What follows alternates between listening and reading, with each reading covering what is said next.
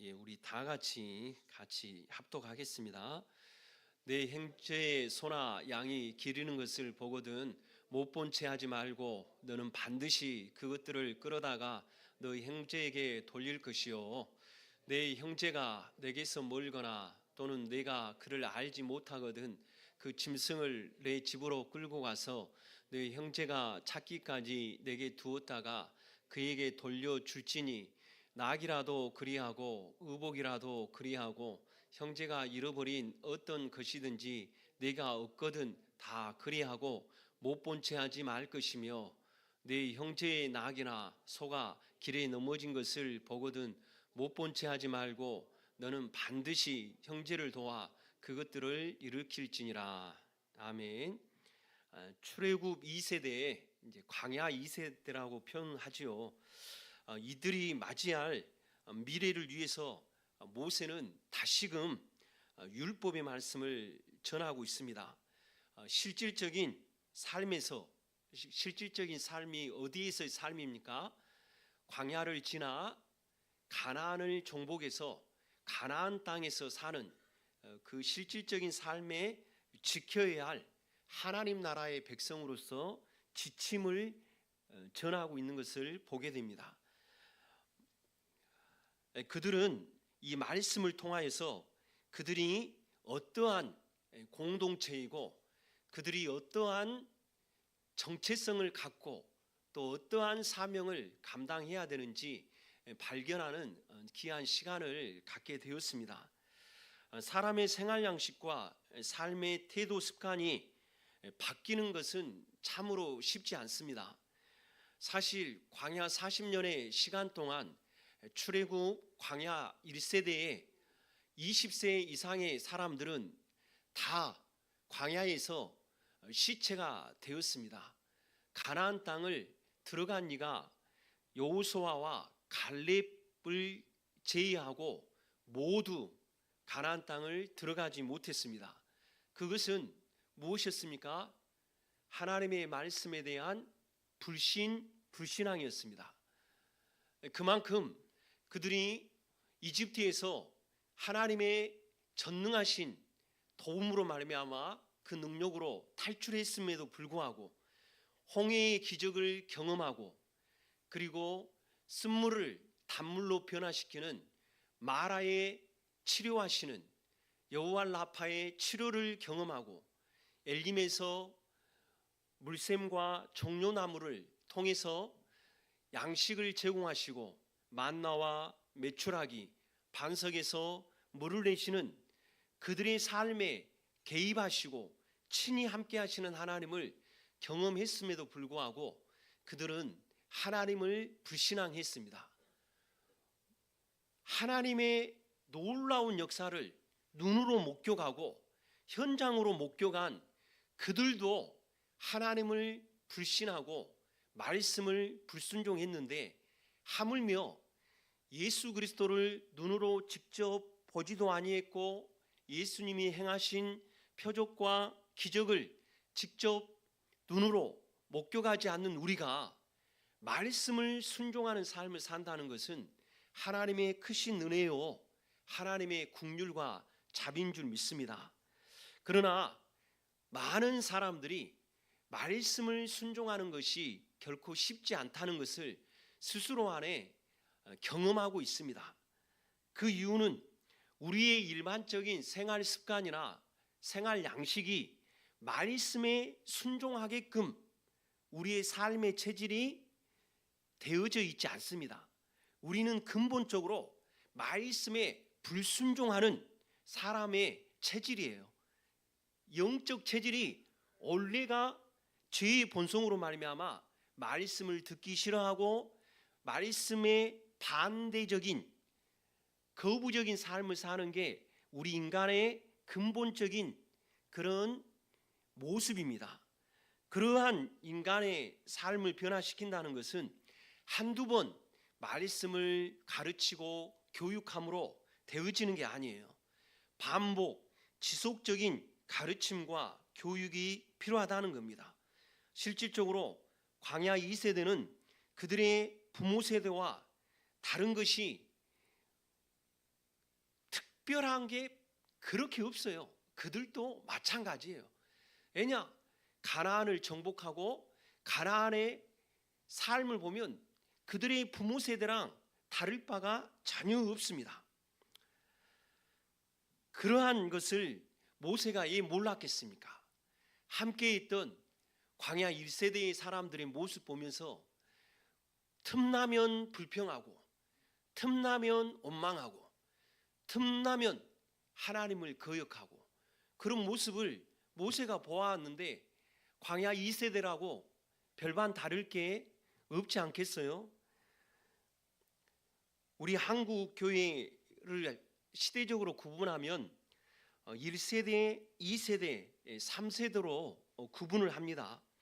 1세대는 선교 개척 세대입니다.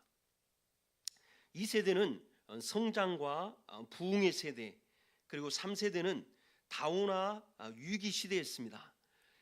특별히 한국교회가 1세대에는 선교사들의 선교 활동을 통해서 교회의 그런 어떤 개척의 그런 놀라운 일들이 일어나고, 그리고 그 당시에 또 예수를 믿는 사람들이 헌신과 충성, 그리고 일제강점기에 순교의 그런 어떤 생명을 다하는 일들이 일어났습니다.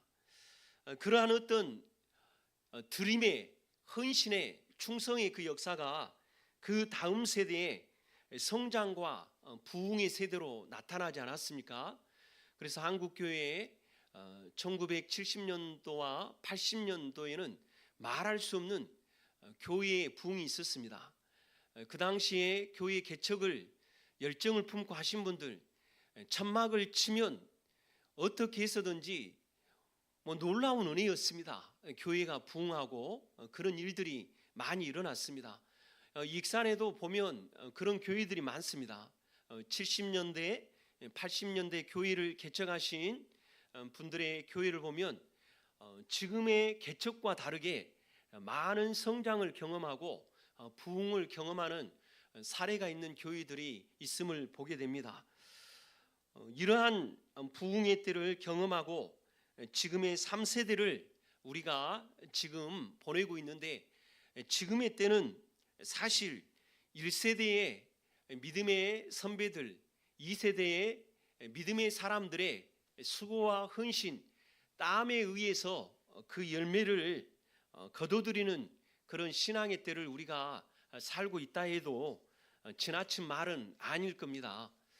내가 하나님 앞에 드리는 어떤 신앙적인 열정이나 헌신이나 봉사, 충성에 비해서 현실적으로 한국교회가 유지되는 그런 상황들을 보면 이것은 내가 뿌린 믿음의 어떤 씨앗보다 과거의 믿음의 씨앗을 뿌린 선조들의 선배들의 그런 어떤 수고의 열매를 우리가 거둬들이고 누리고 살아가고 있구나라고 생각할 수 있는 상황들이 있습니다. 그런 상황들이 무엇입니까? 한국교회가 평안하다는 거예요. 여러분, 한국교회만큼 평안한 나라가 없습니다. 최근에 우리 비택 직분을 맡은 분들에게 열방을 품고 기도합시다 해서 이슬람 나라에 속한 핍박받는 그런 성도들에 대한 글들을 이렇게 매일 올려주면서 함께 기도하는 시간을 갖고 있습니다.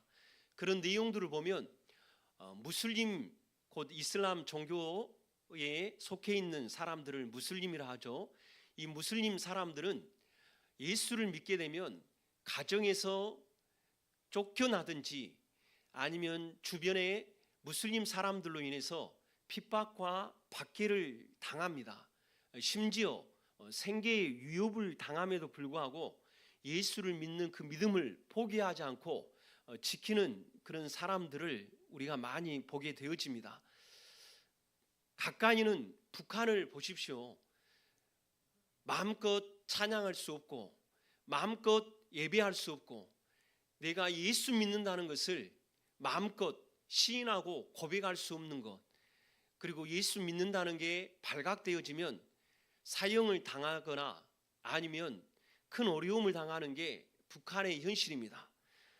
그러한 모습들에 비해 내가 누리고 있는 지금의 신앙생활은 너무나도 평안해요.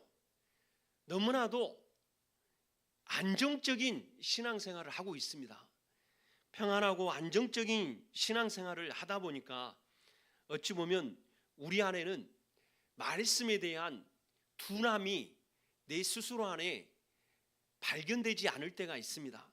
말씀을 순종하지 않아도 내 인생에 어떤 고난이 오거나 내 인생에 어떤 역경이 닥치는 일이기보다는 말씀을 순종하지 않아도 안정적인 삶, 평안한 삶, 말씀을 순종하지 않아도 예기치 않는 불쑥 터지는 인생의 문제들, 그러한 부분들이 별로 없어요. 그러니까 교회를 다니면서 일상의 삶 가운데 교회에 다닌다는 그 평안함이 말씀을 순종하는 그런 어떤 신앙적인 삶에 대해서 결부시키면서 살지 않는다는 거죠. 그냥 교회에 다니니까 평안하고 안정적인 거예요. 말씀을 순종하지 않아도 내 일상의 삶에 큰 지장도 없고 어려움도 없고 인생의 고난과 시련, 그리고 예적으로 내가 예수를 믿는다고 누가 핍박하고 박해를 하고 결코 그렇지 않는다는 거죠. 그러다 보니까 지나치게 이기적이고 자기중심적 신앙생활이 만연되어진 게 한국 교회의 실태라고 할 수 있겠습니다. 다른 사람을 돌아보는 것을 귀찮아하는 거예요. 나만 편안하고 나만 안정적이고 평온한 신앙생활 하면 되지, 무엇하러 다른 사람의 신앙생활, 다른 사람의 어렵고 힘든 삶에 내가 굳이 개입해서 내 삶의 평온한 삶을 깨트리고 안정적이고 그리고 편안한 삶을 깨트릴 이유가 어디 있느냐, 그런 생각들을 하면서 신앙생활을 하게 된다는 것이죠. 이러한 것들은 암암리에 교회 안에 세속적 가치관이 침투해졌는데도 불구하고 우리는 그것을 자연스럽게 흡수해서 살고 있는데도 불구하고 반응하지 않는 거예요. 그것을 물리치려는 우리 안에 영적인 반응이 없다는 거예요. 물질주의나 이기주의, 쾌락주의, 또 명예를 선호하는 그런 경향들이 내 안에 아주 짙게 지금 흡수되어져 있는 것, 그리고 지나치게 개인주의의 성향이나 소비 중심적인 신앙생활을 하고 있는 거죠. 소비 중심주의적인 신앙생활이 뭐예요? 내 만족, 내 필요를 위한 신앙생활을 하는 거예요.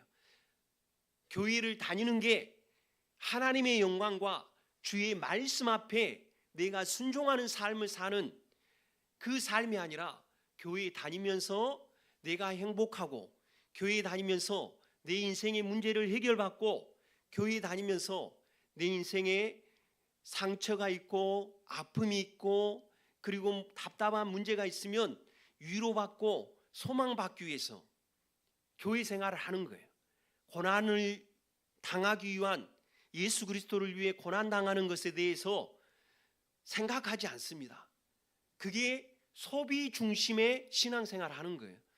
이것은 제 얘기가 아니라 많은 기독교 학자들이나 많은 목사님들이 한국 교회를 평가하는 내용에 대해서 여러분과 함께 이 내용을 나누고 있는 거예요.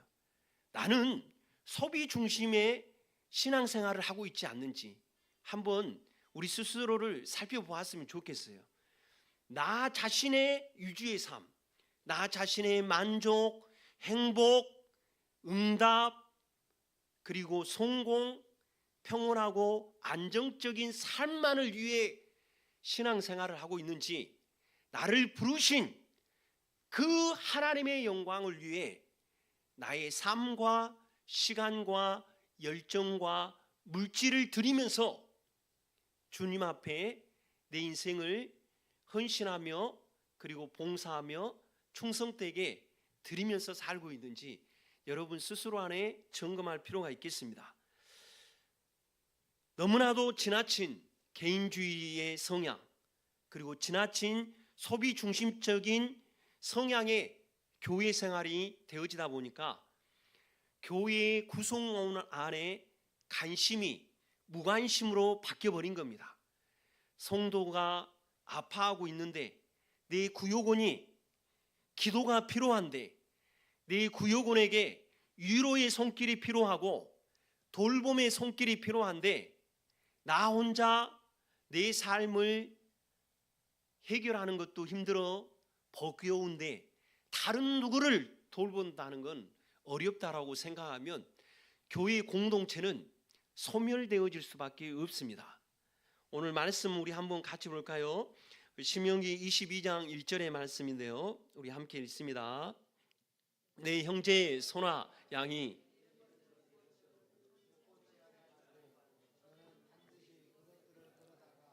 내 형제들에게 돌릴 것이요. 아멘. 내 형제의 소나 양이 길 잃은 것을 보거든 못 본 채 하지 말라는 거예요. 원문에서 보면 어떤 재난이나 사고로 소와 양이 어쩔 수 없이 무리에서 분리되었다는 것을 암시해 주고 있습니다. 이 얘기는 소와 양을 소유하고 있는 그 사람에게도 재산적 손실, 생계의 어려운 상황들을 닥칠 수도 있다는 것을 얘기해 주고 있습니다. 무슨 말입니까? 교회 공동체 안에도 여러 가지 경제적 어려움을 당하는 이들도 있고 아니면 육체적이거나 심적으로나 또 공동체 안에 관계적인 어려움을 당하고 있는 사람들이 얼마든지 있을 수 있다는 거죠. 그런데 이러한 사람들을 향해서 하나님 나라의 백성이라는, 곧 하나님 나라의 왕이신 예수 그리스도의 통치를 받는 한 국민으로서 그 지체에 대해서 어떻게 하라? 못 본 채 하지 말라는 거예요. 무관심하지 말라는 거예요. 할렐루야. 아파하는 이가 있으면 기도하고, 아파하는 이가 있으면 때로는 다가가서 격려하고 위로하고, 이게 교회 공동체 안에서 일어나야 됩니다. 그게 교회 한 지도자의 리더십으로만 되어지는 게 아니라 교회 지도자 리더십 안에 함께하는 소그룹 공동체에 있는 구역 안에서 일어나야 되는 겁니다. 그래서 지역장 대신 장로님들이 구역의 구역장들을 챙겨주고, 그렇게 돌봄을 받는 구역장 권찰 되신 분들이 구역원들을 돌보고, 그리고 그들이 당하고 있는 현실적인 어려움에 하나님께로 나올 수 있도록, 예수 그리스도를 만나고 경험할 수 있도록 힘써 주셔야 하는 거예요. 우리 교회는 아주 가족적인 교회입니다. 속속들이 서로를 너무 잘 알아요. 그러니까 눈빛만 봐도 서로를 잘 알 수 있는 그런 관계를 형성하고 있습니다. 하지만 그게 전부가 아니에요. 여러분이 눈빛만 봐도 다 알 것처럼 그들의 삶을 다 안다는 것은 지나친 얘기입니다. 나눔이 없이는 알 수가 없어요. 좀 얼굴 표정을 보면 요즘 무슨 어려운 일이 있겠구나, 이 정도는 알 수 있겠죠. 목사님 제 얼굴 표정이 좀 어두우면 여러분도 마찬가지로 여러 생각을 하겠고, 제가 장로님이든 안수집사님이든 권사님들 표정이 좀 어둡고 기분이 안 좋아 보이면 무슨 일이 있으신가 보다라고 생각하듯이 예관상으로 보이는 것에 대해서 판단은 할 수 있겠지만 이 판단으로 우리가 끝나서는 안 된다는 거죠. 이 판단을 뛰어넘어 나눔이 필요합니다. 이 나눔이 없으니까 그냥 교회 다니는 것은 다니는데 소가리를 하고 있는데도 혼자서만 고통하고 아파하는 거예요. 이런 일이 왜 있느냐? 못 본 채 하니까. 너무 오랫동안 잘 알아왔고 속속들이 알아왔으니까 괜히 내가 무슨 말 한마디 하면 또 속상해하는 거 아니야? 괜히 내가 관심 가져주면 그 사람의 어려운 치부가 드러날까 봐 불편한 관계 되는 거 아니야 하면서 내 스스로 안에 결정하고 모든 걸 판단해 버리는 거죠. 그렇다면 기도해 주시고 또 성령의 인도 안에 또 하나님께서 풀어가시는 그런 과정들을 목격하고 발견해가는 우리가 되길 바랍니다. 할렐루야. 작년 12월 11일 충남 서천 화양중앙교회 수요예배를 드리고 있는데 화재가 발생을 했습니다. 그 불길은 순식간에 예배당과 사택을 잿더미로 만들어 버렸습니다. 이 화재의 소식이 우리 총회에 이렇게 전달되어지고 또 총회 각 기관들과 전국의 530여 교회 및 성도들은 6억 9천만 원을 헌금하며 다시 일어서도록 도왔다고 합니다. 교회뿐만 아니라 화양면사무소 직원들, 화양사랑후원회, 8072 택시기사 등 지역 주민들까지 후원금을 보내왔다는 겁니다. 그래서 지난 11월 21일 예배당 재건축 감사예배를 드리고 헌당식을 거행했습니다. 여러분이 작년에 12월 11일에 불났는데 또 작년에 또 건축했다 그러니까 작년이 아니라 재작년 12월에 화재가 나고 작년 11월에 이렇게 헌당식을 거행했습니다. 제가 이 기사를 보면서 이 목사님이 이 교회가 참 지역사회와 이웃과 함께하는 교회였나 보다. 왜냐? 거기 화양면사무소 그리고 화양사랑후원회 심지어 8072 택시기사 지역 주민들까지 후원금을 보내왔다는 거예요. 지역사회에 교회가 밑보이면 어려운 일 당하면 도와주지 않아요. 이렇게 지역사회가 교회가 화재가 나서 어려움 당했다고 하니까 도와주는 이유가 뭐겠어요? 평상시 지역사회와 이웃을 섬겼기 때문에 그런 도움을 받은 거예요. 교회가 이웃이 힘들어할 때 못 본 채 한 게 아니라 그 어려운 현장에 손을 걷어 올리고 옷을 걷어 올리고 함께 동참했다는 거예요. 지역 주민 가운데 어려운 사람들이 있으면 봉사하고 섬기고 사랑을 실천했다는 거예요. 교회가 우리 교회는 지역사회와 이웃을 위해 무엇을 행하고 있을까? 곰곰이 생각해 보니까 전도 그건 아주 귀한 우리의 사역이잖아요. 그거는 당연히 이웃을 위해서도 섬기는 사역이고 전도 말고 그 외에 우리 교회가 이웃을 위해 무엇을 하고 있나?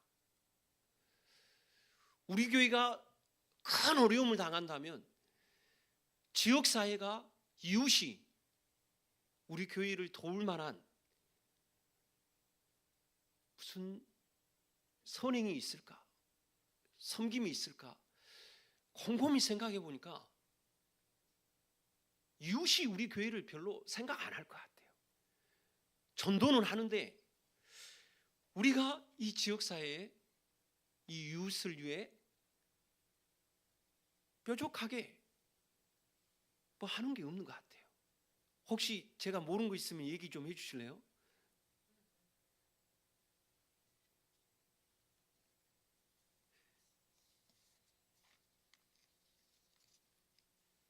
우리 성경 말씀 신명기 22장 3절의 말씀 우리 함께 읽겠습니다. 시작. 낙이라도 그리하고 의복이라도 그리하고 형제가 잃어버린 어떤 것이든지 내가 얻거든 다 그리하고 못 본 채 하지 말 것이며. 아멘.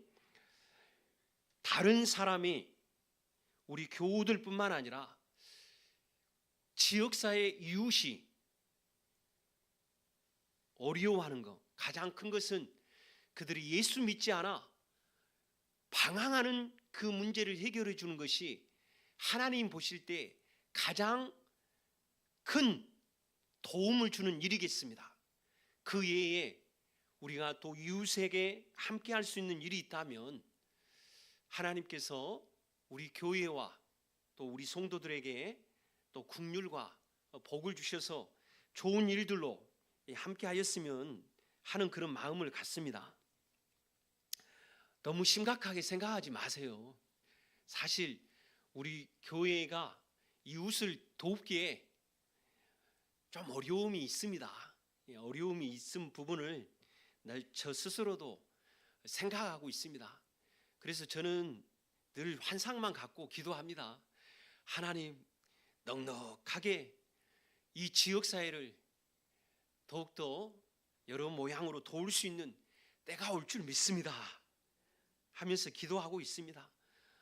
실질적으로 못하니까 하나님 앞에 구하기라도 해야 되지 않겠습니까? 할렐루야. 못하니까 기도도 하지 않으면 아예 우리가 이웃을 위해서 전도 말고는 다른 그 무엇을 할 수 없습니다. 최근에 우리 삼여전도에서 원래일을 하고서 지역 주변 정화를 위해서 이렇게 봉사하는 모습을 보았습니다. 참 감동했어요. 이웃을 위해 이런 작은 모임, 그런 활동들이, 이런 선행이 또 좋은 아름다운 모습을 이루어질 줄 믿습니다. 제가 좀 직접적으로 얘기는 했습니다만 여러분이 알게 모르게 이웃을 돕는 일들을 하고 있는 분들도 많습니다. 그리고 알게 모르게 또 주변을 살피는 분들이 왜 없겠습니까? 목사인 제가 여러분의 일거수일투족을 다 보고 있지 않아요. 그렇기 때문에 제가 얘기하는 그러한 부분에 있어서 전부가 옳다라고 말할 수는 없겠습니다. 하지만 우리 모두가 꿈꾸기를 원합니다.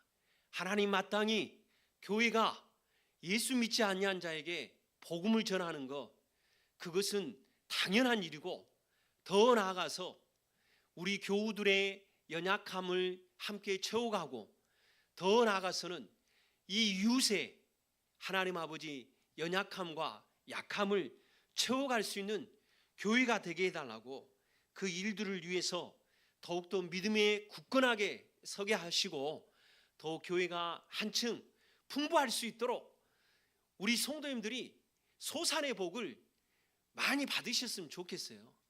솔직한 심정입니다. 어디에서 인심이 난다고 하였습니까? 곳간에서 인심이 납니다.